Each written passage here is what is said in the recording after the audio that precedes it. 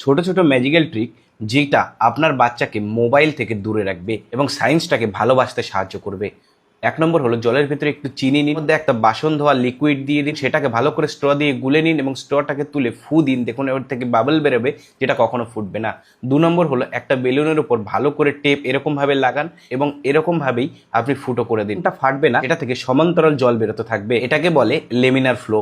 নম্বর হলো জলের ভেতরে আপনি একটা ডিম চুবিয়ে দিন, দেখুন ডিমটা ডুবে যাবে, ওই জলে লবণ মিশিয়ে একটা ডিম ছেড়ে দিন, দেখুন ডিমটা ভাসতে থাকবে।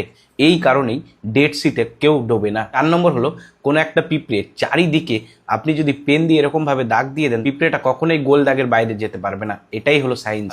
লেবুতে এরকম ভাবেই তুলো ডুবিয়ে কাগজের উপরে কিছু লিখুন, এটাকে হালকা তাপ দিতে শুরু করুন, দেখুন এটার পেছন দিকটাই লেখা ভেসে উঠবে, এটাকে ইনভিজিবল ইঙ্ক বলা হয়। 6 নম্বর হলো চিনে মাটির যে কোনো একটা পাত্রকে এরকম ভাবে পেরেক দিয়ে ফুটো করতে যান, দেখবেন ফেটে যাবে, কিন্তু এটাকে আপনি জলের মধ্যে বসিয়ে এরকম ভাবে পেরেক দিয়ে ফুটো করুন, একদম ঠিকঠাক ফুটো হবে। এটা হয় জলের কুশনিং ফোর্সের জন্য। আপনার বাচ্চাকে সায়েন্সের দিকে আগ্রহী বানানোর জন্য এই জিনিসগুলো অবশ্যই দেখান। আমার এই ভিডিওটা প্রচুর পরিমাণে শেয়ার করুন যাদের বাড়িতে এরকম বাচ্চা রয়েছে।